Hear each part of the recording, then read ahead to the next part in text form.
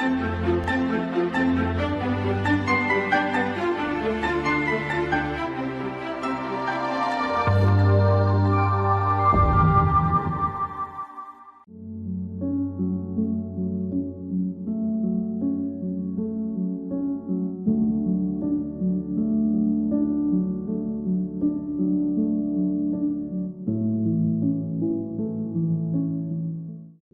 এই শ্রেণীকক্ষে যে বিষয়টা আমি আলোচনা করতে যাচ্ছি তা হলো Tagore's vision on education for fullness. আমরা প্রত্যেকেই জানি যে রবীন্দ্রনাথ ঠাকুর তিনি শুধুমাত্র বিশ্বকবি হিসেবেই পরিচিত ছিলেন না, তিনি শুধুমাত্র নোবেল পেয়েছেন এটাই তার আইডেন্টিটি বা পরিচয় নয়, তার বাইরে বাঙালি এবং বিশেষ করে সারা ভারতবর্ষের বিভিন্ন প্রেক্ষাপটে তার যে অবদান সেটা আমরা দেখতে পাই। তো আজকে মূলত রবীন্দ্রনাথ ঠাকুরের যে ভিশন, যে লক্ষ্য শিক্ষার ক্ষেত্রে, অর্থাৎ তিনি এডুকেশন ফর ফুলনেস যে কনসেপ্ট দিয়েছিলেন তার উপরে আমি আলোচনাটা করব। তাহলে আজকে দেখে নেওয়া যাক যে আলোচনার পূর্বেই আমাদের বিশ্বকবি সম্পর্কে আমরা কিছু আগে সাধারণ যে তার সম্পর্কে যে পরিচিতি সেটা একটু দেওয়ার চেষ্টা করি। এখন কথা হলো যে প্রথমেই শিক্ষা সম্পর্কে আলোচনা করতে গেলে গুরুদেব রবীন্দ্রনাথ ঠাকুরের দর্শন একটু জানা দরকার। অর্থাৎ আমরা জানি যে শিক্ষা সঙ্গে দর্শনের একটা একেবারে প্রত্যক্ষ সম্পর্ক রয়েছে, কারণ শিক্ষার যে লক্ষ্য, শিক্ষার যে উদ্দেশ্য সেটা কিন্তু মূলত দর্শনকে কেন্দ্র করেই কিন্তু গঠন করা হয়। অর্থাৎ দর্শনকে বাদ দিয়ে কখনো শিক্ষার লক্ষ্য হতে পারে না। এখন কথা হচ্ছে যে যেহেতু রবীন্দ্রনাথ ঠাকুরের আজকে আমরা শিক্ষা ভাবনা নিয়ে আলোচনা করতে যাচ্ছি, সেখানে তার দর্শনটা যদি আমরা জানি তাহলে এই শিক্ষা ভাবনা সম্পর্কে আমরা একটা সুস্পষ্ট ধারণা কিন্তু আমরা এখানে আজকে পাব। তাহলে আজকে দেখে নেওয়া যাক তিনি তার যে চিন্তাধারা সেটা কোন দর্শনের সঙ্গে মূলত আমরা সেটাকে খাপ খাওয়াতে পারি। তাহলে তার যে মূল ভাবনা, অর্থাৎ প্রত্যেকটা মানুষেরই জীবনে কিছু না কিছু দার্শনিক ভিত্তির উপরে দাঁড়িয়ে থাকে। দার্শনিক ভিত্তি তার ধারণাকে কিন্তু একটা সুদৃঢ় করতে সাহায্য করে। বিভিন্ন দার্শনিকদের আমরা চিন্তাভাবনা যদি দেখি, বিভিন্ন শিক্ষাবিদদের যদি আমরা চিন্তাভাবনা দেখি, তাহলে আমরা দেখব যে ভারতবর্ষ যেহেতু একটা অন্য ধরনের দেশ, অর্থাৎ যেখানে বিভিন্ন দর্শনের চর্চা হয়, সেজন্য তাদের বিভিন্ন যে সমস্ত খ্যাতিমান লোক আছেন তাদের চিন্তাভাবনার মধ্যে কিন্তু সেই দর্শনের একটা প্রভাব আমরা লক্ষ্য করি। সেটা আমরা বিভিন্ন ক্ষেত্রে স্বামী বিবেকানন্দকে দেখতে পাই, সেটা বিভিন্ন ক্ষেত্রে আমরা ঈশ্বরচন্দ্র বিদ্যাসাগর তার ক্ষেত্রে আমরা দেখতে পাই। এরকম আরও যারা রয়েছেন বিশেষ মনীষী, তাদের ক্ষেত্রে কিন্তু একটা দর্শনের প্রভাব কিন্তু লক্ষ্য করা যায়। যেমন আমরা যদি স্বামী বিবেকানন্দকে তুলনা করি, সেখানে আমরা দেখব যে তিনি যে বেদান্ত দর্শন, সেই বেদান্ত দর্শন কিন্তু তার চিন্তাভাবনার মধ্যে ভীষণভাবে প্রভাব ফেলেছিল। ঠিক একই রকমভাবে রবীন্দ্রনাথ ঠাকুরের ভাবনায় কিন্তু উপনিষদের বিরাট একটা প্রভাব ছিল। তার জন্য তাকে আমরা তার যে মূল ভাবনা, সেই ভাবনাটা আমরা বলতে পারি যে উপনিষদের মাধ্যমে কিন্তু সেটা প্রভাবিত। দ্বিতীয়ত হলো শুধুমাত্র উপনিষদের মাধ্যমেই তার যে চিন্তাভাবনা প্রভাবিত শুধু তাই নয়, কিন্তু তার একটা বড় পরিচয় পৃথিবীতে, তিনি হচ্ছেন একজন প্রকৃতিবাদী। অর্থাৎ তাকে আমরা বলতে পারি তিনি একজন প্রকৃতিবাদী দার্শনিক। অর্থাৎ তাকে আমরা একজন দার্শনিক হিসেবেও কিন্তু তার একটা পরিচিতি রয়েছে, কারণ তার যে গান, তার যে কবিতা, সেখানে ভীষণভাবে কিন্তু প্রকৃতির বিভিন্ন রকমের বিষয় উঠে এসেছে এবং তিনি একজন প্রকৃতি চেতনার একজন মূর্ত প্রতীক। কারণ তার যে লেখা, তার যে কবিতা, তার যে গান, এগুলোতে কিন্তু প্রকৃতির যে বিভিন্ন বিষয় সেগুলো ভীষণভাবে রয়েছে।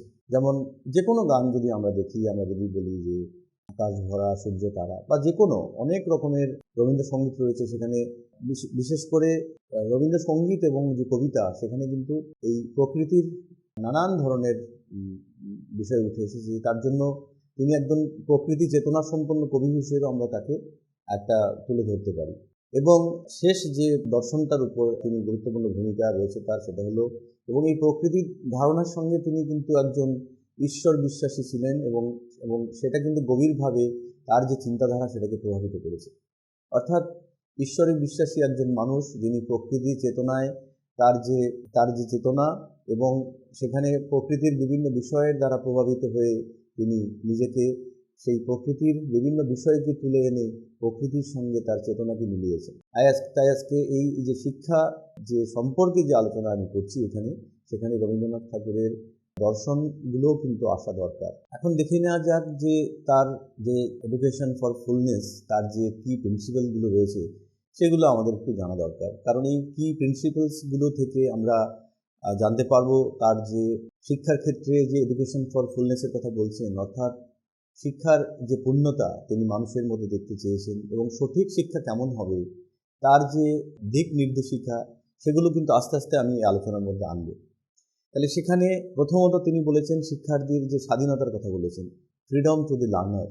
তিনি কিন্তু কখনোই শিক্ষার্থীকে একটা নির্দিষ্ট গণ্ডির মধ্যে আবদ্ধ রেখে একটা নির্দিষ্ট কঠিন শাস্তির মাধ্যমে শিক্ষা বা তাকে একটা কঠিন শৃঙ্খলার মধ্যে রেখে শিক্ষার কথা কিন্তু কখনোই বলেননি। তিনি আত্মশৃঙ্খলার কথা বলেছেন। অর্থাৎ তার মতে কোনো শিশুকে যদি সঠিকভাবে তার মানসিক গঠন হয়, সঠিকভাবে তাকে যদি আমরা শিক্ষা দিতে পারি, তাহলে বাইরে থেকে কোনো চাপ সৃষ্টি করে কোনো রকমের কোনো রেস্ট্রিকশনের মধ্য দিয়ে বা কোনো রিজিডিটির মধ্য দিয়ে বা কোনো শাস্তির মধ্য দিয়ে, পানিশমেন্টের মধ্য দিয়ে তাকে কিন্তু শেখাতে হবে না। সে নিজেই বুঝতে পারবে যে শৃঙ্খলাটা কী এবং সেই শৃঙ্খলাটি সে মেনেই চলবে, যেটাকে তিনি বলছেন আত্মশৃঙ্খলা। তাহলে সেক্ষেত্রে শিক্ষার্থীর স্বাধীনতা এটা একটা অন্যতম বিষয়। তার ফলে আমরা ধরতে পারি যে তিনি বিশ্বাস করতেন শিক্ষার্থীর স্বাধীনতায়, অর্থাৎ ফ্রিডম টু দি লার্নার, এবং তার সঙ্গে প্রকৃতির সাথে সামঞ্জস্য রেখে শেখা, অর্থাৎ learning in harmony with nature. আমরা যদি দেখি তাহলে দেখব যে মানুষের প্রকৃতি থেকে বিচ্ছিন্ন করে মানুষকে কিন্তু মানুষ করে তোলা যায় না। কারণ এই প্রকৃতির মধ্যেই আমরা বেঁচে থাকি। প্রকৃতিকে আমরা মা রূপে আমাদের কাছে পূজনীয়। কারণ প্রকৃতি মা যেমনি একজন শিশুকে আগলে রাখে, মা যেমন একজন শিশুকে তার বিভিন্ন রকমের দিক খেয়াল রাখে, তেমনি আমরা এই প্রকৃতিও কিন্তু মা হিসেবে কল্পনা করি এবং আমরা মনে করি প্রকৃতি আমাদেরকে মা হিসেবে আগলে রাখে। সেখানে আমাদের বিভিন্ন চাহিদা মেটায়, সেখানে আমাদেরকে বায়ু দিয়ে অক্সিজেন, অর্থাৎ আমরা যে শ্বাস নিই সেটা আমরা নিই এই প্রকৃতির দান, এবং সেখানে মানুষ যে বেঁচে থাকে, অর্থাৎ সেখানে যে ফসল হয় সেটা খেয়ে মানুষ বেঁচে থাকে। এই যে বিভিন্ন রকমভাবে প্রকৃতির সঙ্গে যে মানুষের যে আত্মার সম্পর্ক, আত্মিক সম্পর্ক, সেটাতে কিন্তু তিনি খুব জোর দিয়েছেন। অর্থাৎ কাউকে যদি, কোনো শিশুকে যদি শেখাতে হয় তাহলে প্রকৃতির যে সমস্ত বিষয়গুলো রয়েছে সেই বিষয়গুলোর সঙ্গে সামঞ্জস্য রেখেই কিন্তু তাকে আমরা শেখাতে পারি। অর্থাৎ এখানে এই যে শৃঙ্খলার কথা তিনি বলেছেন, অর্থাৎ যে স্বাধীনতার কথা বলেছেন, সেখানে যদি প্রকৃতিকে আমরা তুলনা করি তাহলে আমরা দেখব যে প্রকৃতি কিন্তু তার নিজস্ব খেয়াল নিজেই রাখে, সে নিজেই তার শৃঙ্খলা সে কিন্তু রক্ষা করে। একটা গাছে যখন পুরনো পাতা ঝরে যায় সেই গাছেই কিন্তু আবার নতুন পাতা তৈরি হয়। তার জন্য আলাদা করে তাকে আর কোনো পরিচর্যা না করলেও কিন্তু নতুন পাতা কিন্তু সেখানে হয়। তার মানে এটা একটা গতিশীল প্রক্রিয়া, এবং সেই শিক্ষাও কিন্তু সেরকমভাবে তিনি বলেছেন যে কোনো শিক্ষার্থীকে যদি আমরা সংগতিপূর্ণ শিক্ষা দিতে পারি প্রকৃতির সঙ্গে রেখে, তাহলে সে নিজেই বুঝতে পারবে কোনটা ভালো কোনটা মন্দ। এবং শেষ যে কথাটা তিনি বলেছেন সেটা হচ্ছে সৃজনশীলতা এবং কল্পনা, অর্থাৎ ক্রিয়েটিভিটি এবং ইমাজিনেশন, দুটোই কিন্তু মানুষের শিখনের ক্ষেত্রে অত্যন্ত গুরুত্বপূর্ণ। তাই শিখনের ক্ষেত্রে শিক্ষার্থীর এই দুটো বিষয়কে তিনি গুরুত্ব সহকারে দেখেছেন। আমরা যদি মানুষের ইতিহাস দেখি তাহলে দেখব যে মানুষ পৃথিবীতে যবে থেকে আমাদের এই সভ্যতা শুরু হয়েছে তবে থেকে মানুষের সঙ্গে যদি অন্যান্য প্রাণীকে আমরা তুলনা করি তাহলে দেখব যে মানুষ কিন্তু সৃজনশীল, অর্থাৎ মানুষ সৃষ্টির আনন্দে কিন্তু সে সবসময় সৃষ্টি করে চলেছে। অর্থাৎ এটা মানুষের একটা চাহিদা, মানুষ সৃষ্টি করতে পছন্দ করে, তার জন্যই মানুষ অন্যান্য প্রাণীর থেকে আলাদা। আমরা যদি একটা মৌমাছির যে বাসা বাঁধে সেটা যদি দেখি, তাহলে আজকে 500 বছরের ইতিহাস যদি আমরা দেখি তাহলে দেখব সেই মৌমাছির বাসাটা কিন্তু 500 বছর আগে যা ছিল এখনও তাই আছে, তার কিন্তু তেমন কোনো পরিবর্তন নেই। আমরা যদি একটা বাবুই পাখির বাসা দেখি, দেখব সেই বাবুই পাখি কিন্তু একই রকমভাবে এখনও সেই তার বাসা বানায়, অর্থাৎ তার যে সৃজনশীলতার বিকাশ কিন্তু হয়নি। কিন্তু আমরা যদি মানুষকে দেখি, মানুষ একসময় গুহায় বাস করত, সেখান থেকে মানুষ আস্তে আস্তে গাছের বিভিন্ন ডালপালায় বাস করত, সেখান থেকে আজকে মানুষকে আমরা যদি দেখি তাহলে কত সুন্দর তারা ইমারত তৈরি করেছে, কত সুন্দর প্রযুক্তির ব্যবহার করেছে, আজকে কত সুন্দর বসবাসের উপযোগী করে তুলেছে আমাদের পৃথিবীকে। তাহলে এটা কিসের জন্য হয়েছে? বিকজ মানুষ সৃজনশীলতায় বিশ্বাস করে, অর্থাৎ সৃষ্টিতে বিশ্বাস করে। এই সৃষ্টি এবং সৃষ্টি করার ক্ষেত্রে অত্যন্ত গুরুত্বপূর্ণ হচ্ছে কল্পনা, ইমাজিনেশন। অর্থাৎ আমরা যদি একটা উদাহরণের সাহায্যে এখানে বুঝি, ব্যাপারটা আরও পরিষ্কার হবে। যে একটা সময় মানুষ কল্পনা করেছিল সে যদি পাখির মতো উঠতে পারত, তাহলে সেই কল্পনা কিন্তু আজকে বাস্তবায়িত হয়েছে। মানুষ শুধু পাখির মতোই উঠছে না, মানুষ কিন্তু মাছের মতো জলেও সাঁতার কাটছে। আজকে যদি আমরা সাবমেরিনের আবিষ্কার দেখি, আজকে যদি আমরা এরোপ্লেনের আবিষ্কার দেখি, শুধুমাত্র তাই নয়, মানুষ কিন্তু একটা গ্রহ থেকে আরেকটা গ্রহেও কিন্তু পদার্পণ করেছে। তাহলে এটা কিন্তু কল্পনা না থাকলে হতে পারে না। কারণ মানুষ একসময় কল্পনা করেছিল যে আমি যদি পাখির মতো উঠতে পারি, আমি যদি মাছের মতো সাঁতার কাটতে পারি, আজকে কিন্তু সেটাকে বাস্তবায়িত করেছে। এটাই হচ্ছে, এই যে দুটো বিষয়কে তিনি কিন্তু খুব গুরুত্ব সহকারে দেখেছেন। অর্থাৎ শিক্ষার্থীদের মধ্যে সৃজনশীলতা, শিক্ষার্থীদের মধ্যে যেন একটা কল্পনা করার একটা পরিবেশ আমরা তৈরি করতে পারি। এই কল্পনা থেকেই কিন্তু তাদের নতুন নতুন আবিষ্কার, নতুন নতুন সৃজন ক্ষমতার বৃদ্ধি হবে। তাই এগুলো হচ্ছে রবীন্দ্রনাথ ঠাকুরের অত্যন্ত গুরুত্বপূর্ণ বিভিন্ন দিক, যেগুলো আমি এখানে শিক্ষার অর্থাৎ vision of education for fullness, সেখানে আমি এগুলোকে তুলে ধরার চেষ্টা করছি। এখন কথা হলো যে এই যে শিক্ষার্থীর স্বাধীনতা সম্পর্কে বলতে গিয়ে আমি বলেছি যে আত্মশৃঙ্খলা, অর্থাৎ নিজেরাই সেলফ ডিসিপ্লিন হবে এবং তাকে কোনো রকমের কঠিন একটা শাস্তিমূলক ব্যবস্থার মধ্য দিয়ে না শিখিয়ে তাকে একটা স্বাধীনতার মধ্য দিয়ে যদি আমরা শেখাতে পারি, তাহলে কিন্তু তার মধ্যে সঠিক শিক্ষা হবে। তাহলে এখানে আমরা দেখব যে তিনি মূলত এই স্বাধীনতার কথায় কি বিষয়কে তুলে ধরার চেষ্টা করেছেন। অর্থাৎ এখানে শিক্ষাকে অবশ্যই মুখস্থ করার চেয়ে অন্তর্দৃষ্টি অর্থাৎ ইনটিউশন এবং কৌতূহল, কিউরিয়াসিটিকে অগ্রাধিকার দিয়েছেন। আমরা যদি বর্তমান সময়ে শিক্ষাকে দেখি, তাহলে দেখব শিক্ষা একটা এমন প্রক্রিয়া যেখানে শিক্ষার্থীর বিভিন্ন তথ্য সে যখন সংগ্রহ করছে, শুধুমাত্র সেগুলোকে না বুঝেই কিন্তু সে মুখস্থ করছে, যেটাকে আমরা রুট লার্নিং বলি। অর্থাৎ রুট লার্নিংয়ের মধ্য দিয়ে সে বিষয়গুলোকে গ্রহণ করছে এবং সে পরীক্ষার খাতায় সেগুলোকে দিয়ে আসছে। অর্থাৎ তার কিন্তু যে মনের যে গভীরতা, তার যে চিন্তাভাবনার গভীরতা, তার যে বিষয়টা সম্পর্কে আরও বেশি জ্ঞান, সেগুলো কিন্তু হচ্ছে না। যার ফলে সেই শিক্ষা দিয়ে কিন্তু বাস্তবিক যে সমস্যাগুলো তার সামনে আসছে, সেগুলোকে সমাধান করতে পারছে না। অর্থাৎ তার মধ্যে সেই ইনটিউশন, অন্তর্দৃষ্টি কিন্তু সমস্যা সমাধানের ক্ষেত্রে কাজে আসছে না। তার মধ্যে কোনো কিউরিয়াসিটি কিন্তু থাকছে না। তাহলে আমাদের গুরুদেব রবীন্দ্রনাথ ঠাকুর কিন্তু এই ইনটিউশন এবং কিউরিয়াসিটি যাতে তৈরি হয় শিশুদের মধ্যে, অর্থাৎ সেই কিউরিয়াসিটিকে সমাধান করার জন্য শিশুরা কিন্তু নিজেরাই শিখতে চাইবে। তাহলে এটা কিন্তু এই স্বাধীনতার গুরুত্বপূর্ণ এই ক্ষেত্রে। এখানে আমরা যদি আরও দেখি, অর্থাৎ শিশুদের নিজেদের অন্বেষণ এবং প্রকাশ, অর্থাৎ এক্সপ্লোর অ্যান্ড এক্সপ্রেস করার স্বাধীনতা থাকা উচিত। আমরা কোনো একটা গাছ, তাকে যদি একটা বড় কোনো একটা পাথর দিয়ে যদি সেটাকে চাপা দিই, তাহলে দেখব কিছুদিন বাদে দেখব সেই গাছটা হলুদ হয়ে গেছে, কিছুদিন বাদে দেখব তার যে ডালপালাগুলো সুন্দর ছিল সেগুলো বেঁকে গেছে। অর্থাৎ তার যে স্বাভাবিক বৃদ্ধি, তার যে স্বাভাবিকভাবে বড় হওয়া, সেটা কিন্তু বিঘ্নিত হলো। কেন বিঘ্নিত হলো? কারণ সেটাকে আমরা তার এই বৃদ্ধিটাকে আমরা বাধাপ্রাপ্ত করেছি। তাহলে একটা শিশুকেও কিন্তু একটা চারা গাছের সঙ্গে তুলনা করে আমরা এই বিষয়টাকে ভালো করে বুঝতে পারি। অর্থাৎ একজন শিশুকেও যদি আমরা একটা পাথরের মতো করে একটা কঠিন শাস্তির মধ্য দিয়ে শিক্ষা দেওয়ার চেষ্টা করি, জোর করে তাকে আমরা শেখাতে চাই, তাহলে কিন্তু তার যে স্বাভাবিক যে এক্সপ্লোর এবং এক্সপ্রেস, অর্থাৎ তার যে অন্বেষণ এবং প্রকাশ করার যে স্বাধীনতা, সেটা কিন্তু থাকবে না। তাহলে তিনি কিন্তু এটার বিরোধী ছিলেন।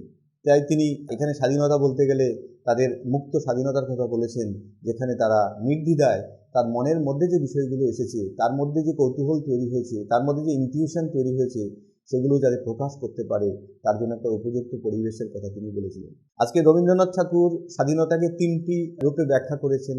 যেটা হচ্ছে, তিনি বলছেন যে মনের স্বাধীনতা, হৃদয়ের স্বাধীনতা এবং ইচ্ছার স্বাধীনতা। তাহলে যে মনের স্বাধীনতা, হৃদয়ের স্বাধীনতা এবং ইচ্ছার স্বাধীনতা, এগুলো কি? এগুলোকে যদি খুব ভালো করে বিশ্লেষণ করি, হয়তো কখনো মনে হবে যে তিনটে বিষয় একই। আবার আমরা যদি একটু আলাদা করে ব্যাখ্যা করি, তাহলে দেখব যে না, এর মধ্যে নিশ্চয়ই কোনো পার্থক্য রয়েছে। আজকে মন উন্মুক্ত থাকলে তাহলে মন কিন্তু ভাবে। এবং হৃদয়ের স্বাধীনতা হৃদয় হচ্ছে আমরা আরও সূক্ষ্মভাবে দেখলে মন, সেখানে হৃদয় খুব কাছাকাছি দুটো বিষয়। কিন্তু যখন আমরা কোনো কিছু খুব সুন্দর করে চিন্তা ভাবনা করি, একটা বিষয়ের প্রতি একাগ্রতা আমাদের বাড়ে, তখন কিন্তু আমরা হৃদয় দিয়ে সেটাকে দেখি, সেটা মনের থেকে আরও গুরুত্বপূর্ণ হয়ে ওঠে। এবং ইচ্ছা, তার মানে আমাদের যে মনে যেটা এসেছিল এবং হৃদয়ের মাধ্যমে যেটা বহিঃপ্রকাশ করার চেষ্টা করেছি, সেটাকে আমরা বাস্তবায়িত করার চেষ্টা করি। এখন যদি সেই ইচ্ছেটা আমাদের মধ্যে করতে বাধা দেওয়া হয়, তাহলে আমাদের কিন্তু কখনোই একটা ভালো কাজ কিন্তু শিশুরা করতে পারবে না। অর্থাৎ শিক্ষার কাজ হচ্ছে তার ইচ্ছেকে প্রকাশ করতে দেয়া, তার যে ইচ্ছেগুলো সেগুলো যাতে সঠিকভাবে সেই কাজ সে করতে পারে, সেই পরিবেশ তৈরি করে দেয়া। সেই জন্য তিনি তার যে ছোট গল্প দ্য প্যারটস ট্রেনিং, এখানে তিনি দেখিয়েছেন যে কিভাবে কঠোর শিক্ষা ব্যক্তিত্বকে ধ্বংস করে। অর্থাৎ একজন প্যারটকে যেভাবে শেখানো হয়, সেটা যদি মানব শিশুর ক্ষেত্রে সেটা যদি অ্যাপ্লাই করা হয়, তাহলে সেটা কখনোই ভালো হয় না। সেটা একজন মানুষের যে স্বাভাবিক বৃদ্ধি, স্বাভাবিক বিকাশ, স্বাভাবিক ব্যক্তির যে ব্যক্তিত্ব গঠন, সেটাকে ধ্বংস করে। তাই তিনি এর কিন্তু বিরোধী ছিলেন।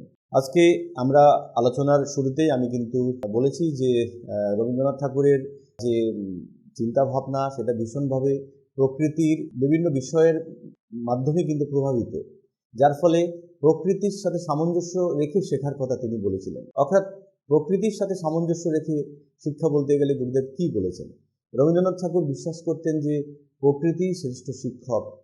আমরা যদি খুব ভালো করে অনুধাবন করি, আমরা যদি ভালো করে প্রত্যক্ষণ করি, যেমন প্রতিদিন সূর্য ওঠে, প্রতিদিন আমরা সূর্য অস্ত যায়, এবং বিভিন্ন যে সমস্ত ঝর্ণা তার নিজের মতো বয়ে চলেছে, একটা বাতাস তার নিজের মতো বয়ে চলেছে, এই যে প্রকৃতির যে বিভিন্ন বিষয়গুলো, এবং তিনি তার গানের মধ্যে সেগুলোকে ভীষণভাবে তুলে ধরেছেন। তিনি নদী, নালা, খাল, বিল, গাছপালা, প্রকৃতির যত রকম উপাদান আছে সেগুলোর মাধ্যমে কিন্তু তিনি গান রচনা করেছেন।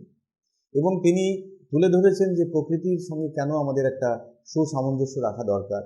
কারণ আমরা প্রকৃতির সন্তান, এই প্রকৃতিতেই আমরা মিশে যাই। তাই প্রকৃতি আমাদের শ্রেষ্ঠ শিক্ষক হতে পারে। অর্থাৎ শিশুকে যদি মুক্ত একটা পরিবেশের মধ্যে আমরা ছেড়ে দিই, তাহলে শিশু সেখানে প্রত্যক্ষণের মধ্য দিয়ে নিজে নিজেই অনেক কিছু শিখতে পারবে। তাই প্রকৃতিই আমাদের কাছে শিক্ষক হয়ে ওঠে। আমরা যদি একটা প্রজাপতিকে দেখি, সে কীভাবে মধু আহরণ করে, কীভাবে সে মধু তার বাকি যে প্রজাপতিরা রয়েছে তাদের সঙ্গে মিলে একটা বাসা বানায়, এবং কিভাবে মৌমাছি মধু সংগ্রহ করে, সেই মৌমাছি সে একটা জায়গায় সঞ্চিত করে, সেখান থেকে তারা এই যে গোটা প্রক্রিয়াটা, সেটা বিভিন্ন রকম বিষয়, বা একটা অঙ্কুরোদ্গমের মধ্য দিয়ে কীভাবে একটা ফুল ফোটে, এই বিভিন্ন বিষয়গুলোকে যদি আমরা খুব ভালো করে দেখি, তাহলে কিন্তু ওখান থেকে আমরা অনেক কিছু শিখতে পারি। তাই আজকে প্রকৃতিকে তিনি একটা শ্রেষ্ঠ শিক্ষক হিসেবে কল্পনা করেছেন। প্রকৃতির সাথে সংযুক্ত থাকার গুরুত্ব প্রকৃতির সৃজনশীলতা, সৌন্দর্য এবং ঐক্য শেখায়। তিনি যে আজকে স্বাধীনতার কথা বলেছেন, সেই স্বাধীনতা মানে এই নয় যে আমরা যা খুশি করব, আমরা উচ্ছৃঙ্খল হয়ে যাব, আমাদের মধ্যে ডিসিপ্লিন থাকবে না, শৃঙ্খলা থাকবে না, তা কিন্তু নয়। প্রকৃতির মধ্য থেকে যদি, প্রত্যক্ষণের মধ্য থেকে যদি আমাদের স্বাধীনতা থাকে, তাহলে আমরা দেখব যে কত সুন্দরভাবে কিছু পিপীলিকা তারা কি সারিবদ্ধভাবে এগিয়ে যায়। অর্থাৎ তাদের কিন্তু গতানুগতিক শিক্ষা নেই, তাদের কিন্তু সভ্যতার, অর্থাৎ তাদের কিন্তু মানুষ যে সভ্যতার কথা বলে, সেই তারা কিন্তু সভ্য হিসেবেও কিন্তু আমরা তাদেরকে কখনো কনসিডার করি না। কিন্তু তা সত্ত্বেও আমরা দেখি আকাশে যখন পাখিগুলো ওড়ে, কত সুন্দরভাবে তারা সারিবদ্ধভাবে উড়ে যায়। তাহলে এই যে তারা সভ্যতার এই যে শিক্ষা, গতানুগতিক শিক্ষা, সেই শিক্ষা না পেয়েও কত সুশৃঙ্খলভাবে জীবনযাপন করে, তাহলে এইটাই কিন্তু প্রকৃতির থেকে আমরা শিখি এবং আমাদের মধ্যে সেই শৃঙ্খলা তৈরি করি। এবং তিনি বলেছেন যে শিক্ষা ব্যবস্থা শিক্ষার্থীর প্রকৃতি এবং যে ইন্ডাস্ট্রিয়াল যে কলোনিয়াল যে এডুকেশন সিস্টেম, অর্থাৎ আমাদের দেশ যে ব্রিটিশদের হাতে ছিল, তারা তাদের মতো করে শিক্ষা ব্যবস্থাকে গঠন করেছিলেন, এবং সেই শিক্ষা ব্যবস্থার মূল লক্ষ্য ছিল কেরানি তৈরি করা। তাই তিনি কিন্তু এই শিক্ষার পক্ষে ছিলেন না, কারণ তিনি মনে করতেন যে এই শিক্ষা কোনো একটা মানুষকে সঠিক শিক্ষায় শিক্ষিত করতে পারে না। কারণ তিনি বিশেষ করে ভাষা শিক্ষার ক্ষেত্রে তিনি বলেছিলেন যে এই শিক্ষার মাধ্যমে না ইংরেজি শেখা হবে, না মাতৃভাষা বাংলা শেখা হবে। তাহলে আমরা কিন্তু খুব ভালো একজন ভাষা আমরা কিন্তু শিখতে, মানে ভাষার যে জ্ঞান, সেটা কিন্তু আমাদের পরিপূর্ণ হবে না। এবং তিনি এই শিক্ষাকে কিন্তু কখনোই গ্রহণ করতে চাননি, কারণ তিনি শিক্ষা বলতে গেলে যে ভারতবর্ষের যে মুক্ত শৃঙ্খলার মধ্য দিয়ে যে শিক্ষা, সেই শিক্ষার কথা তিনি কিন্তু বলেছেন। এবং তিনি সেই শিক্ষাকে কিভাবে একটা মডেল হিসেবে তুলে ধরা যায়, সেটাও কিন্তু তিনি তার যে শান্তিনিকেতন, শিক্ষার যে মডেল সেটা কিন্তু তিনি করেছিলেন এবং সেটা আমি আলোচনার মধ্যে আসছি। আমি আমার আলোচনার মধ্যে বলেছিলাম যে সৃজনশীলতা এবং কল্পনা, অর্থাৎ শিক্ষা অবশ্যই কল্পনা ও উদ্ভাবনকে অনুপ্রাণিত করবে। অর্থাৎ কী করে আমি উদাহরণ দেওয়ার চেষ্টা করেছি যে কিভাবে একটা শিশুকে আমরা সৃজনশীল করতে পারি যদি তার মধ্যে সেই কল্পনা তৈরি করে দেওয়া যায়, তার মধ্যে যদি সেই কিউরিওসিটি থাকে, তার মধ্যে যদি ইনটিউশন থাকে। অর্থাৎ শিক্ষকের কাজ হচ্ছে শিক্ষার্থীর মধ্যে সেই কিউরিওসিটি তৈরি করা, অর্থাৎ তাকে উৎসাহিত করা এবং তার মধ্যে এক ধরনের একটা জানার জন্য আকাঙ্ক্ষা তৈরি করা। তাহলে তাদের সেই মনকে যদি আমরা কিউরিয়াস করতে পারি তাহলে কিন্তু তারা সেটাকে সেই যে বিষয়গুলোকে নিয়ে সমাধান করার চেষ্টা করবে এবং তার মাধ্যমে কিন্তু শিখন হবে। তাই গুরুদেব রবীন্দ্রনাথ ঠাকুর আত্ম আবিষ্কার এবং আত্ম উপলব্ধির কথা বলেছিলেন, অর্থাৎ সেলফ ডিসকভারি অ্যান্ড সেলফ রিয়ালাইজেশনের উপায় হিসেবে তিনি সৃজনশীল অভিব্যক্তিকে উৎসাহিত করেছিলেন। তিনি বিশ্বাস করতেন যে শিল্প, সঙ্গীত এবং সাহিত্য মানুষকে তাদের অভ্যন্তরীণ সম্ভাবনার মধ্যে আবদ্ধ করতে এবং তাদের অনন্য দৃষ্টিভঙ্গি প্রকাশ করতে সহায়তা করতে পারে। তাই যেই বিষয়গুলো আজকে আমরা এক্সট্রা কারিকুলার বা কারিকুলার হিসেবে আজকে আমরা যেগুলো বিদ্যালয়ে পঠন পাঠন করি সেগুলোকে কিন্তু ভীষণভাবে গুরুত্ব দিয়ে তিনি দেখেছিলেন। অর্থাৎ একটা মানুষের মনের বিকাশ হতে গেলে শুধুমাত্র এই মুখস্থ বিদ্যার মধ্য দিয়ে কিন্তু সেটা হতে পারে না। একটা মানুষের মনের বিকাশ হতে গেলে তার অভ্যন্তরীণ সম্ভাবনাগুলোর যদি সঠিক বহিঃপ্রকাশ করতে হয় তাহলে এই যে শিল্প, সঙ্গীত, অর্থাৎ সেখানে যে সৃজনশীলতা, সেই সৃজনশীল মনকে সৃজনশীলতার জন্য, ভাবনার জন্য তাকে কিন্তু বিভিন্ন ক্ষেত্রের মধ্যে আনতে হয়। সেই ক্ষেত্রগুলো তিনি বলেছেন যে শিল্প, সঙ্গীত, সাহিত্য, অর্থাৎ এগুলোর মধ্য দিয়ে তার যে সম্ভাবনাগুলো নিয়ে তিনি পৃথিবীতে জন্মেছেন সেই সম্ভাবনাগুলোর সঠিক বহিঃপ্রকাশ কিন্তু আমরা করাতে পারি। তাহলে এই হচ্ছে সৃজনশীলতা এবং কল্পনার কথা তিনি উল্লেখ করেছেন এবং গুরুত্ব সহকারে বলেছেন। এখন আমরা দেখব যে রবীন্দ্রনাথ ঠাকুরের এডুকেশন ফর ফুলনেসের প্রধান দিকগুলো কী কী। অর্থাৎ আমি আগেই বলেছি যে রবীন্দ্রনাথ ঠাকুর অর্থাৎ বিশ্বকবি রবীন্দ্রনাথ ঠাকুর, গুরুদেব রবীন্দ্রনাথ ঠাকুরের যে বিভিন্ন লেখা, তার যে শিক্ষা চিন্তা, সেটাকে বুঝতে গেলে আমাদের একটু তার যে দার্শনিক যে সমস্ত দিকগুলো রয়েছে, অর্থাৎ কোন দর্শন দ্বারা তিনি প্রভাবিত ছিলেন সেটা আলোচনার মধ্যে আসা দরকার। এবং সেখানে শিক্ষা ব্যবস্থায় তিনি কেমন শৃঙ্খলার চেয়েছিলেন, সেখানে প্রকৃতি চেতনা কেমন হবে, প্রকৃতির সঙ্গে সামঞ্জস্য রেখে কীভাবে শেখানো যায়। তো এগুলোর মধ্য দিয়ে আমরা একটা এডুকেশন ফর ফুলনেসের কিন্তু একটা আন্ডারস্ট্যান্ডিং বা একটা বোঝাপড়া তৈরি করেছি। অর্থাৎ গুরুদেব রবীন্দ্রনাথ ঠাকুর শিক্ষা বলতে কেমন শিক্ষার কথা বলেছিলেন সেটা ইতিমধ্যেই কিন্তু আমরা একটা মোটামুটি তার একটা পর্যালোচনার মধ্য দিয়ে তার একটা ধারণা কিন্তু তৈরি করতে পেরেছি। এখন আমরা দেখব যে সত্যি সত্যি তিনি কি বলেছিলেন যে education for fullness. Education for fullness নৈতিক ও আধ্যাত্মিক শিক্ষা, অর্থাৎ মোরাল ও স্পিরিচুয়াল এডুকেশন, অর্থাৎ সামাজিক দায়বদ্ধতা, সোশ্যাল রেসপন্সিবিলিটি এবং হারমোনিয়াস ওয়ার্ল্ডের জন্য শিক্ষাকে গুরুত্ব দেন। আজকে যদি আমরা বর্তমান সময়ের পরিপ্রেক্ষিতে বিশ্বকবি রবীন্দ্রনাথ ঠাকুরের যে এডুকেশন ফর ফুলনেসের যে কনসেপ্ট, যে ধারণা আমরা যদি দেখি তাহলে কিন্তু খুব গুরুত্ব সহকারে আমাদেরকে ভাবতে হয় যে তিনি কত আগে কল্পনা করে গিয়েছিলেন যে কেন মানুষের নৈতিক ও আধ্যাত্মিক শিক্ষা দরকার। আমরা বিভিন্ন রকমের বিশৃঙ্খলা লক্ষ্য করি এবং সেই বিশৃঙ্খলাগুলো মানুষের নীতি নৈতিকতার যদি অবনতি হয় তখনই কিন্তু আমরা এগুলো লক্ষ্য করি। অর্থাৎ এই যে গতানুগতিক যে আজকে যে প্রথাগত শিক্ষা, সেই প্রথাগত শিক্ষার মধ্য দিয়ে কিন্তু মানুষের নীতি নৈতিকতার উন্নতি কিন্তু সেরকমভাবে হচ্ছে না, বা তার কিন্তু সঠিক যে মূল্যবোধ গঠন হওয়ার কথা সেটা কিন্তু হচ্ছে না। এটা আমরা কেন বলছি? কারণ আমরা বিভিন্ন সমাজ ব্যবস্থার মধ্যে বিভিন্ন সময়ে দেখছি যারা প্রথাগত শিক্ষায় উচ্চশিক্ষিত এবং ইভেন অনেক শিক্ষিত, তারাও কিন্তু বিভিন্ন রকমের অনৈতিক কাজের সঙ্গে যুক্ত হচ্ছে। যার ফলে তিনি কিন্তু এই শিক্ষার কথা বলেননি। তিনি এডুকেশন ফর ফুলনেস মানে হচ্ছে একটা মানুষের একটা নৈতিক একটা তার ভিত্তি থাকবে, একটা মানুষের একটা আধ্যাত্মিক শিক্ষা থাকবে, একটা মানুষের সমাজের প্রতি দায়বদ্ধতা থাকবে।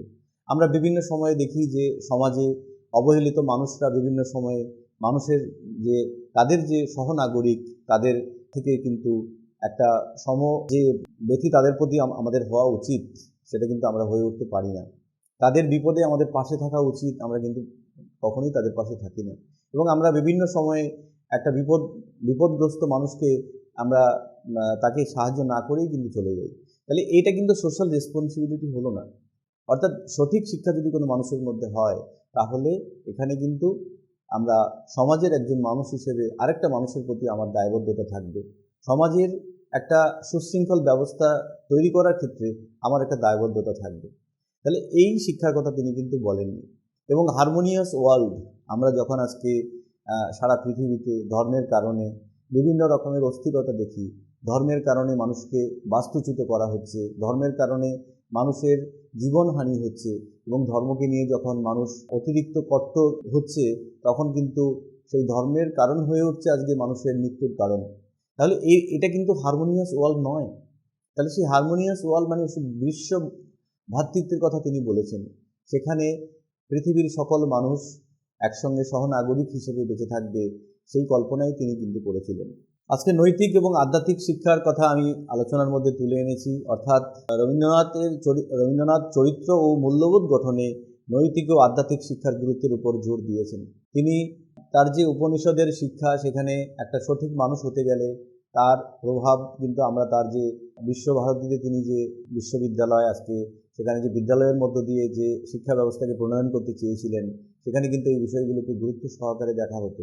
এবং একটা গাছের নিচে বসেও যে শিক্ষা হতে পারে, তিনি কিন্তু সারা পৃথিবীকে একটা অল্টারনেটিভ শিক্ষার মডেল হিসেবে তুলে ধরেছিলেন। অর্থাৎ তিনি বিশ্বাস করতেন যে শিক্ষার উচিত সহানুভূতি, সমবেদনা এবং সমস্ত প্রাণীর সাথে আন্তঃসম্পর্কের অনুভূতি গড়ে তোলা। শুধুমাত্র মানুষের সঙ্গে নয়, মানুষের পাশাপাশি বিভিন্ন যে সমস্ত পশু পাখি প্রাণী রয়েছে, তাদের সঙ্গেও কিন্তু মানুষের একটা সুসামঞ্জস্য তৈরি থাকা দরকার। আমরা বিভিন্ন সময়ে দেখি বিভিন্ন পশু পাখি, তারাও কিন্তু বিভিন্নভাবে আঘাতপ্রাপ্ত হয় মানুষের দ্বারা। এটা কিন্তু কখনোই কাম্য নয়। কারণ পৃথিবীর যত প্রাণী আছে, তারা পৃথিবীরই একটা সম্পদ, তারা পৃথিবীরই একটা অংশ। সুতরাং এই পৃথিবীতে প্রত্যেকেরই বেঁচে থাকার অধিকার আছে, প্রত্যেকেরই বেঁচে থাকার প্রয়োজনীয়তা রয়েছে। তাই আজকে এই যে সবাই মিলেমিশে যে একটা পৃথিবীতে বসবাস করা, এবং সেখানে শুধুমাত্র মানুষ নয়, সেখানে যে সমস্ত ইভেন যে প্রাণী এবং সেখানে যে গাছপালা, প্রত্যেকের সঙ্গে একটা সুন্দর সহাবস্থানের কথা তিনি বলেছেন। তাই এই মোরালিটি এবং স্পিরিচুয়াল এডুকেশনের মধ্য দিয়ে সেই শিক্ষার কথা তিনি বলেছেন এবং সেটাকে কল্পনা করেছেন। অর্থাৎ সুন্দর একটা পৃথিবী করতে গেলে, অর্থাৎ হারমোনিয়াস ওয়ার্ল্ড যদি আমরা পেতে চাই, তাহলে কিন্তু এই মোরালিটি এবং স্পিরিচুয়াল এডুকেশনের মধ্য দিয়ে সেটা আমাদের অ্যাচিভ আমরা করতে পারি। Education for a harmonious world, যেটা আমি তার সূচনা করেছিলাম, অর্থাৎ তিনি বিশ্ব এই যে সংহতি আর হারমোনির কথা বলেছিলেন, সেটা কি বলতে চেয়েছেন। অর্থাৎ রবীন্দ্রনাথ ঠাকুর শিক্ষাকে একটি হাতিয়ার হিসেবে দেখেছিলেন এখানে। অর্থাৎ শিক্ষাই একমাত্র হাতিয়ার, যার সাহায্যে আমরা কিন্তু এই হারমোনিয়াস ওয়ার্ল্ড কিন্তু তৈরি করতে পারি। তিনি সেখানে ব্যক্তিগত সম্প্রীতি, সামাজিক ঐক্যের কথা বলেছেন। এবং যে গুরুত্বপূর্ণ বিষয়টা আমাদের আজকে ভারতবর্ষের নিরিখে, ভারতবর্ষের যে ঐতিহ্য, ভারতবর্ষের যে অতীত, সেখানে অর্থাৎ বসুদৈব কুটুম্বকম, অর্থাৎ বৈশ্বিক আত্মসংযোগের কথা কিন্তু ভারতবর্ষে বলা হয়েছে। অর্থাৎ পৃথিবীর যেই প্রান্ত থেকেই মানুষ আসুক না কেন, তারা আমাদের আজকে কুটুম, অর্থাৎ তারা আমাদের আজকে অতীত, এবং তারা আমাদের, এবং তাদের আজকে তাদের সঙ্গে সংযোগ স্থাপন করার একটা কিন্তু ভারতবর্ষের যে দার্শনিক চিন্তাধারা, ভারতবর্ষের যে ঐতিহ্য, তার মধ্যেই রয়েছে। অর্থাৎ বসুদৈব কুটুম্বকম, অর্থাৎ অতিথি হিসাবে আমরা বাকি যে বিদেশের মানুষ, তাদেরকে আমরা কল্পনা করি, আমরা কখনোই ভারতবর্ষের মানুষরা কোনো অন্য দেশের মানুষদেরকে আমরা কখনোই প্রত্যাখ্যান করিনি। এবং এই যে বিশ্ব ভ্রাতৃত্ববোধ, তার মধ্য দিয়ে তিনি কিন্তু এই এডুকেশন ফর হারমোনিয়াস ওয়ার্ল্ড যে চিন্তাভাবনা, সেটাকে কিন্তু সারা পৃথিবীতে তুলে ধরার চেষ্টা করেছেন। এবং আমরা দেখেছি যে যখন আমাদের ভারতবর্ষে যখন ব্রিটিশ শাসন ছিল, তারা আমাদের এই বাংলাকে ভাগ করতে চেয়েছিল, এবং সেখানে তিনি সেই যে বঙ্গভঙ্গ হয়েছিল, সেখানে তিনি রাখি বন্ধনের মধ্য দিয়ে, অর্থাৎ হিন্দু মুসলমান তাদের মধ্যে একটা ঐক্য স্থাপন করেছিলেন, সম্প্রীতির বার্তা দিয়েছিলেন যে আমরা ধর্মে আলাদা হতে পারি, কিন্তু মানুষ সবাই এক। এরকম অনেক অবদান এবং অনেক কাজ তিনি করেছেন, যেটা কিন্তু আজকের সময়েও দাঁড়িয়েও আমাদের কিন্তু পর্যালোচনা করা দরকার। তাহলে আজকের এই এডুকেশন ফর ফুলনেসের মধ্যে কিন্তু এই বিষয়গুলো গুরুত্বপূর্ণ বিষয় হিসেবে উঠে এসেছে। তিনি উপনিবেশিক শিক্ষার ভীষণভাবে সমালোচনা ছিলেন, কারণ আমি ইতিমধ্যেই বলেছি যে ইংরেজ বা ব্রিটিশ আমাদের দেশে যে শিক্ষা ব্যবস্থার প্রচলন করেছিলেন, সেই শিক্ষা ব্যবস্থার মূল উদ্দেশ্য ছিল তাদের কিছু কেরানি তৈরি করা। অর্থাৎ সেই কেরানি তৈরি করার বাইরে কিন্তু আর তাদের কোনো চিন্তাভাবনা ছিল না। অর্থাৎ ভারতীয়রা সত্যিকারের শিক্ষায় শিক্ষিত হবে, এই চিন্তাভাবনা কিন্তু তাদের ছিল না। যার ফলে তারা কেরানি তৈরি করা, তাদের এই সরকার এবং তাদের যে আমলাতান্ত্রিক যে ব্যবস্থা, সেটাকে পরিচালনা করতে গেলে তাদের লোক দরকার এবং তার জন্য একটু শিক্ষা দরকার। সেই জন্য তারা শিক্ষার কথা বলেছিলেন, যে শিক্ষা কখনোই একটা পরিপূর্ণ শিক্ষা নয়। এবং যার ফলে রবীন্দ্রনাথ ঠাকুর সেই শিক্ষার ভীষণ ঘোরতর বিরোধী ছিলেন এবং তিনি এই শিক্ষাকে কিন্তু তার যে শিক্ষা সংক্রান্ত যে সমস্ত দলিল বা শিক্ষা সংক্রান্ত যে সমস্ত লেখা, তার মধ্যে কিন্তু আমরা অনেক রকমের সমালোচনা দেখতে পাই। অর্থাৎ গুরুদেব রবীন্দ্রনাথ ঠাকুর একটি বিকল্প শিক্ষা প্রদান কথা বলেছিলেন, অর্থাৎ যা তপবনে ভারতীয় ঐতিহ্যের মধ্যে নিহিত ছিল এবং ঐতিহ্যের প্রতি গর্ব জাগিয়েছিল। তাই আজকে তপবনের যে কনসেপ্ট, অর্থাৎ এই মনি ঋষিরা তাদের যে জ্ঞান চর্চা তপবনের মধ্যে করতেন, অর্থাৎ প্রকৃতির সান্নিধ্যে বসে এবং প্রকৃতির যে নীরবতা, সেখানে বসে তাদের জ্ঞান চর্চা হতো এবং সেই শিক্ষার কথা তিনি বলেছিলেন, যেটা কখনোই ঔপনিবেশিক যে শিক্ষা ব্যবস্থা তার মধ্যে কিন্তু কখনোই সেটা আমরা পাইনি। যার ফলে তিনি, আমরা বলতে পারি যে রবীন্দ্রনাথ ঠাকুর ভীষণভাবে কিন্তু সেই শিক্ষার একজন সমালোচক ছিলেন। বিশ্বভারতী একটি জীবন্ত উদাহরণ হিসেবে আমি আগেই এটাকে তুলে ধরার চেষ্টা করেছি যে সারা পৃথিবীতে যদি আমরা একটা অল্টারনেটিভ এডুকেশনের মডেল হিসেবে দেখি, তাহলে দেখব আজকের ডেটে দাঁড়িয়েও কিন্তু বিশ্বভারতী সারা পৃথিবীতে কিন্তু একটা উজ্জ্বল দৃষ্টান্ত হয়ে রয়ে গেছে। অর্থাৎ শান্তিনিকেতন এবং বিশ্বভারতীতে রবীন্দ্রনাথ ঠাকুরের শিক্ষাগত দর্শন বা অনুশীলন করা হয়েছিল। তিনি প্রতিষ্ঠা করেছিলেন এখানে একটা বিদ্যালয়, যেখানে এই প্রতিষ্ঠানগুলোর এমন একটি শিক্ষার প্রতি তার দৃষ্টিভঙ্গি মুক্ত করে, যা ভারতীয় সংস্কৃতিতে নিহিত কিন্তু বিশ্বব্যাপী প্রভাবের জন্য উন্মুক্ত। অর্থাৎ শুধুমাত্র এই যে ভারতীয় যে চিন্তাভাবনাগুলো, যে দর্শন, সেটা ভারতের মধ্যেই সীমাবদ্ধ না থেকে এটা যাতে পৃথিবীর মানুষদের মধ্যেও ছড়িয়ে দেওয়া যায়, তাই তিনি এই বিশ্বভারতী, অর্থাৎ এই যে তার যে বিদ্যালয়, সেটাকে বিশ্ব একটা বিদ্যালয় হিসেবে কিন্তু তিনি কল্পনা করেছিলেন এবং তৈরি করেছিলেন। এই প্রতিষ্ঠানগুলোর মূল বৈশিষ্ট্য কী ছিল? অভিজ্ঞতামূলক শিক্ষার উপর জোর দেয়া, অর্থাৎ যেটা আমরা আজকের ডেটে দাঁড়িয়ে এসে আমরা দেখছি যে এক্সপিরিয়েন্সিয়াল লার্নিং বা এক্সপিরিয়েন্স বেসড লার্নিং, এগুলোর কথা আজকের ডেটে বলা হচ্ছে, যেটা রবীন্দ্রনাথ ঠাকুর তার যে বিশ্বভারতীতে অনেক দিন আগেই বলে গেছিলেন। বিশ্বভারতী ঐক্য এবং সাংস্কৃতিক বিনিময়ের উপর জোর দেয়, অর্থাৎ যে বিশ্ব ঐক্যের কথা আমি বলছি। আজকে আপনারা জানেন যে পৃথিবীতে বিভিন্ন প্রান্তে যুদ্ধ চলছে, কিন্তু রবীন্দ্রনাথ ঠাকুর কিন্তু এই যুদ্ধের বিরোধী ছিলেন এবং তিনি ভীষণভাবে প্রত্যাখ্যান করেছিলেন এই যে যুদ্ধ, এবং তিনি একটা বিশ্বব্যাপী ঐক্য স্থাপন করতে চেয়েছিলেন। আজকে আমরা যদি খুব সুন্দর করে কল্পনা করি, তাহলে দেখব যদি পৃথিবীতে একটা দেশের সাথে আরেকটা দেশের কোনো যুদ্ধ না হতো, তাহলে কত মানুষ বেঁচে যেত, কত সম্পদ নষ্ট হতো না। তাহলে এই রবীন্দ্রনাথের এই যে বিশ্বভারতীর যে মডেল, সেটা কিন্তু আজকের ডেটে অত্যন্ত গুরুত্বপূর্ণ। সেখানে কলা, বিজ্ঞান এবং পরিবেশের বিভিন্ন বিষয় পড়ানো হতো এবং বিশ্বব্যাপী বিকল্প শিক্ষামূলক অনুশীলনকে অনুপ্রাণিত করত। আমরা জানি যে আজকে বিশ্বভারতী এক বিশ্ববিদ্যালয়, সেখানে উল্লেখযোগ্য অনেক বিষয় পড়ানো হয় এবং তার পাশাপাশি যে রাবীন্দ্রিক যে চর্চা, অর্থাৎ রবীন্দ্রনাথের যে লেখা এবং যে বিভিন্ন রকমের গান, তার সঠিক এখনও কিন্তু সেই চর্চা সেখানে হয়ে চলেছে এবং সেখানে নীরবে কিন্তু প্রকৃতির সান্নিধ্যে গাছতলায় বসে কী করে শেখানো যায় সেই তিনি করেছিলেন। আজকে তিনি সেখানে ব্রহ্মবিদ্যালয় এবং ভারতীতে শিক্ষার প্রায় সমস্ত দিক শিক্ষার্থীদের আধ্যাত্মিক, শৈল্পিক এবং অভ্যাসগতভাবে প্রকৃতির জগতের সাথে নিজেকে যুক্ত করতে সক্ষম করেছিলেন। অর্থাৎ গুরুদেব রবীন্দ্রনাথ ঠাকুর এই প্রক্রিয়াটিকে এইভাবে বর্ণনা করেছেন যে, from the beginning I tried to create an atmosphere which I considered to be more important than the class teaching. তিনি ক্লাস টিচিংয়ের ভীষণ বিপক্ষে ছিলেন। তিনি গাছের নিচে বসেই শিক্ষার্থীদের শিক্ষা দিতেন। তিনি the atmosphere of nature's own beauty was there waiting for us from a time immemorial, with her varied gifts of colors and dance, flowers and fruits, with the joy of her mornings and the peace of her stray nights. তাহলে আমরা খুব সুন্দর করে অনুধাবন করতে পারি, বুঝতে পারি যে তিনি কেমন শিক্ষার কথা বলেছিলেন, প্রকৃতির সান্নিধ্যে শিশুরা কেমনভাবে শিখবে। তো আজকে ডেটে দাঁড়িয়ে আমরা এতক্ষণ ধরে এডুকেশন ফর ফুলনেসের যে আলোচনা করছিলাম, সেখানে অবশ্যই আমাদের জানা দরকার যে গুরুদেব রবীন্দ্রনাথ ঠাকুরের শিক্ষা ভাবনার প্রাসঙ্গিকতা আজকে কেন গুরুত্বপূর্ণ, অর্থাৎ চ্যালেঞ্জেস অফ মডার্ন এডুকেশন এবং টেগোরস আইডিয়ালস সেখানে কেন গুরুত্বপূর্ণ, সেখানে অর্থাৎ বস্তুবাদ বা মেটেরিয়ালিজম এবং প্রমিত যে পরীক্ষা ব্যবস্থা, অর্থাৎ যে পরীক্ষা অর্থাৎ স্ট্যান্ডার্ডাইজ টেস্টের মধ্য দিয়ে যে পরীক্ষা হয়, তিনি কিন্তু এর বিপক্ষে ছিলেন, যেখানে প্রকৃতি এবং সৃজনশীলতাকে একদম থেকে সংযোগ বিচ্ছিন্ন করা হয়। অর্থাৎ বর্তমান যে শিক্ষা ব্যবস্থা, সেই শিক্ষা ব্যবস্থা কিন্তু শিক্ষার্থীদেরকে সৃজনশীল হতে সাহায্য করে না। সেখানে আমরা যদি রবীন্দ্রনাথ ঠাকুরের শিক্ষা চিন্তা দেখি, তাহলে দেখব সামগ্রিক শিক্ষার প্রয়োজনীয়তার কথা তিনি বলেছেন এবং সমালোচনামূলক চিন্তাভাবনা, সৃজনশীল এবং সহানুভূতি যে প্রচার তিনি সেটা করেছিলেন।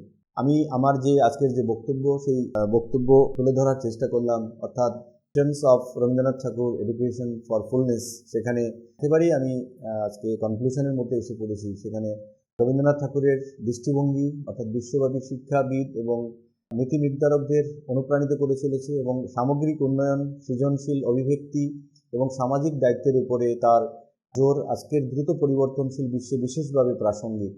এবং রবীন্দ্রনাথ ঠাকুরের দর্শন গ্রহণ করে যে আমরা এমন শিক্ষা ব্যবস্থা তৈরি করতে পারি যা সমাজের একটি ইতিবাচক প্রভাব ফেলতে পারে এবং সুসজ্জিত মানুষদের লালন পালন করতে পারে। তাহলে আমরা খুব সহজেই অনুধাবন করতে পারি যে কেন রবীন্দ্রনাথ ঠাকুরের শিক্ষা চিন্তা আজকের ডেটেও অত্যন্ত গুরুত্বপূর্ণ। আমরা একদম শেষে কিছু অ্যাক্টিভিটি রাখা হয়েছে, সেই অ্যাক্টিভিটিগুলোর মধ্য দিয়ে আমাদের যে শিখন আজকে এই বক্তব্যের মধ্য দিয়ে হবে এবং সেটাকে আরও বেশি অবগত করতে সাহায্য করবে। তাহলে আমরা দেখে নিই যে এখানে কি আমরা অ্যাক্টিভিটি রয়েছে। অর্থাৎ এখানে প্রকৃতি থেকে শিক্ষা গ্রহণ করে ব্যক্তিগত বিকাশকে কীভাবে বাড়ানো যায়, অর্থাৎ কীভাবে আমরা নেচার থেকে শিক্ষা নিয়ে আমাদের যে পার্সোনাল এক্সপিরিয়েন্স সেটাকে কীভাবে বাড়াতে পারি। এবং এখানে রয়েছে সমগ্র শিক্ষা আমাদেরকে শুধুমাত্র একাডেমিক জীবনের বাইরে জীবনের জন্য কীভাবে প্রস্তুত করে। অর্থাৎ শিক্ষা শুধুমাত্র একাডেমিক বা আমাদের যে রুট লার্নিং শুধু পরীক্ষায় পাশ করাই নয়, তার পাশাপাশি আমাদের জীবনকে কিভাবে প্রস্তুত করতে পারি, কারণ জীবনকে যদি প্রস্তুত করতে না পারি তাহলে আমাদের জীবন ধারণ করা কিন্তু খুব মুশকিল হয়ে যায়। তাই সঠিক শিক্ষা একটা মানুষকে সঠিক মানুষ হিসেবে গড়ে তুলতে কীভাবে সাহায্য করে, এই অ্যাক্টিভিটির মধ্য দিয়ে আমাদের যে লার্নিং সেটা আরও বেশি সুদৃঢ় হবে। আমি আজকে রবীন্দ্রনাথ ঠাকুরের যে শিক্ষা চিন্তা এডুকেশন ফর ফুলনেস সেটাকে আমি তুলে ধরার চেষ্টা করলাম এবং এই বিভিন্ন বিষয়ের আলোচনার মধ্য দিয়ে আমি বলার চেষ্টা করলাম যে তিনি এখনও কেন আমাদের কাছে গুরুত্বপূর্ণ। তাই শিক্ষার্থী বন্ধুদেরকে